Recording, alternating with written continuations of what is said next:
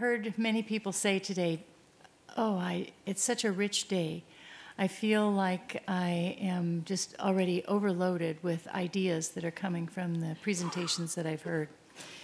And it does take a while to be on campus, to be talking with professors, to be talking with other students, to be talking with the industry visitors that come on campus, to get the hang of the environment, of the rapid networking and the instant going to the depth of what's at the heart of your interests and sharing that to see if what somebody else is doing might be an enhancement, an augmentation, and able to help you in what you're doing.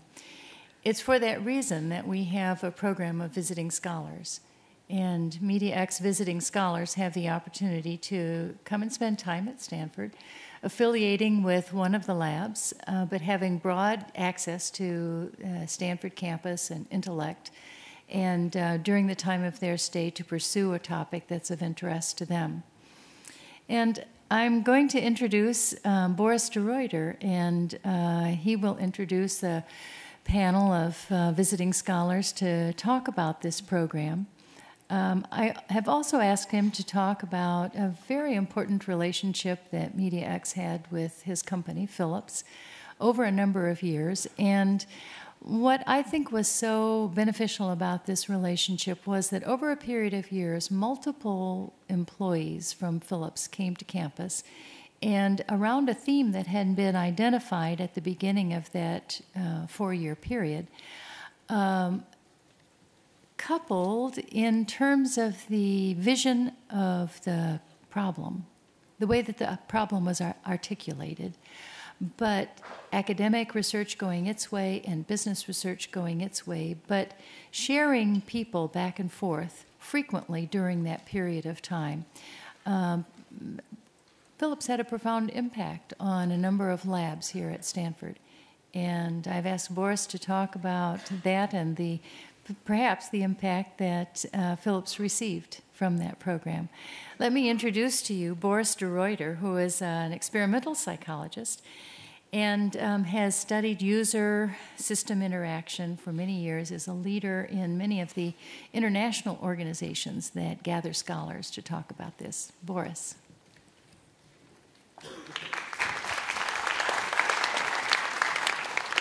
Thank you, Martha.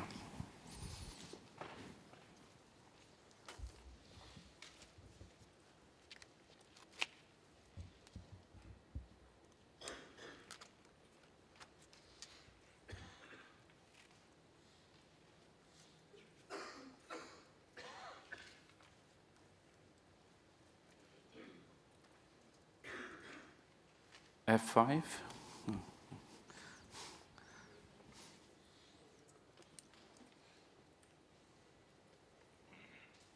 Good afternoon. Thank you for the kind introduction, and thank you for inviting me to give a presentation. What I would like to present to you is in 15 minutes, so it's going to be very brief, a transition that we made at Philips from pure focus on technology towards what technology can mean for people, namely social innovation for people.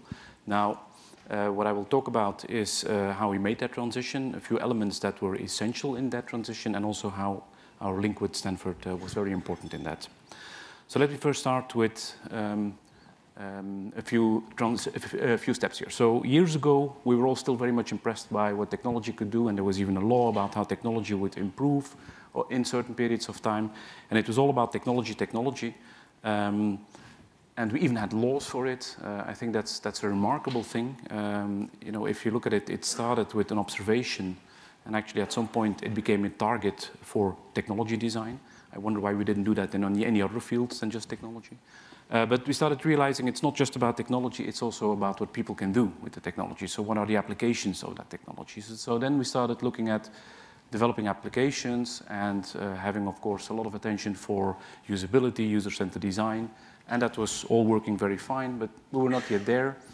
So then we started thinking about, well, it's not just an application of technology, but it's also the effect that the application of technology has on people. So we started looking at experiences. And then we started thinking about what is the effect of the applications of technology in terms of the type of experiences that they bring to people. That's all very fine. But then again, we started thinking a bit further, and he said, well, it's good that you have an experience of an application of technology, but what will actually be the impact of that? What will it change in people's lives? What will it contribute, for instance, to their lifestyle, to their health and well-being?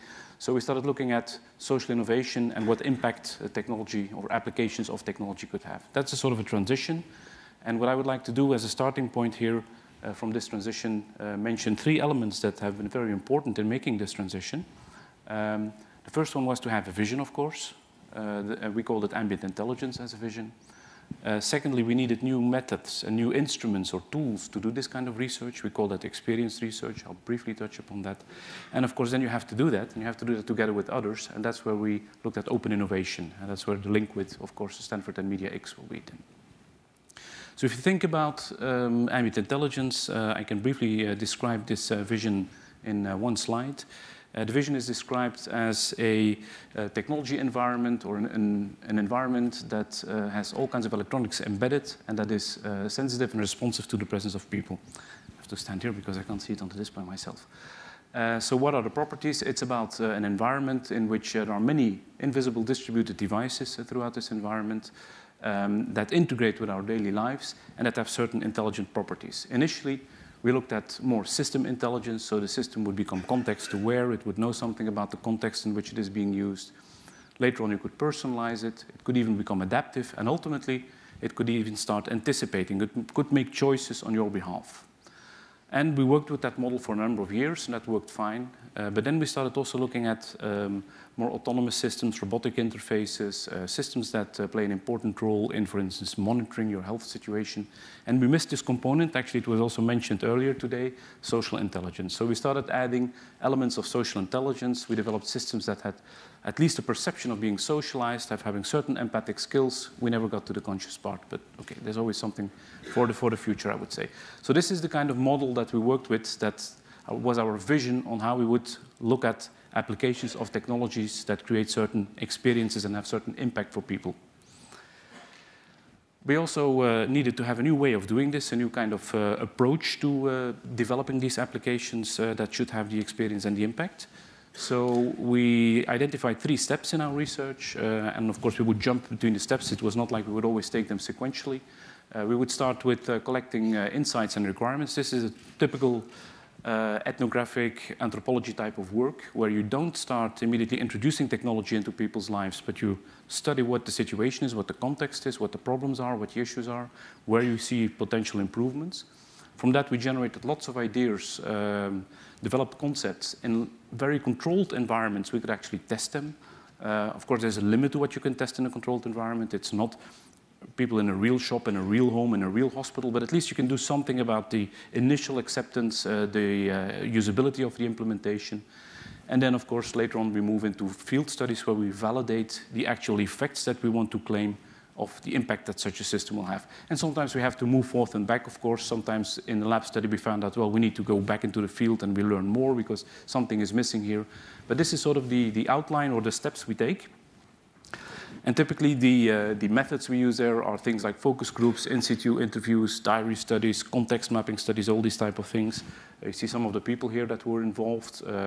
We did anthropological, so the guy on the right is an anthropologist. We sent him to the US where he's spent half a year living with elderly, actually. He lived with them. It was almost stalking, I would say. We did the same study in Europe, so we would actually have very rich, very qualitative data. And that was an interesting starting point to come up with new ideas. Those ideas were then eventually tested in lab settings. So also a typical element we have in our research lab in Eindhoven in the Netherlands is that we have a large facility with all kinds of simulated areas. We have a care area, a home area, a shop area. In the meantime, there is a hospital simulation. So we have these simulated environments. People do not really live there. They're not really a patient there. They're not really shopping in those kind of environments. But nevertheless, it gives you a good starting point for testing some of these concepts. So that's how, in terms of the vision and the methodology, the tools, we were supported in making such a transition from only technology development to also looking at the applications and the impact of the applications.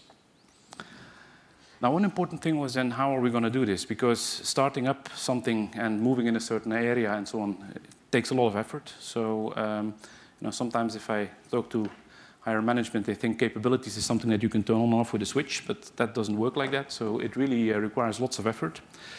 So immediately the idea of linking that to mediaX came to mind.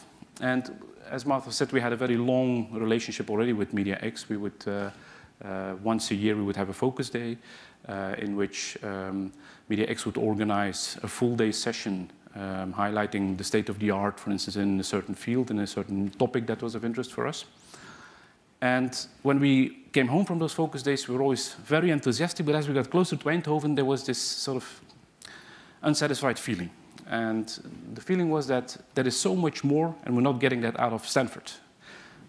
So yes, we've seen all these things now, but we would like to get more out. And we talked a bit about it, and at that point, our senior vice president, Fred Boekhorst, he said, well, if we want to get more out of it, we have to put more into it. And that's actually what we did. At that point, it was decided that we would hire 3 brilliant researchers, offer them a PhD position.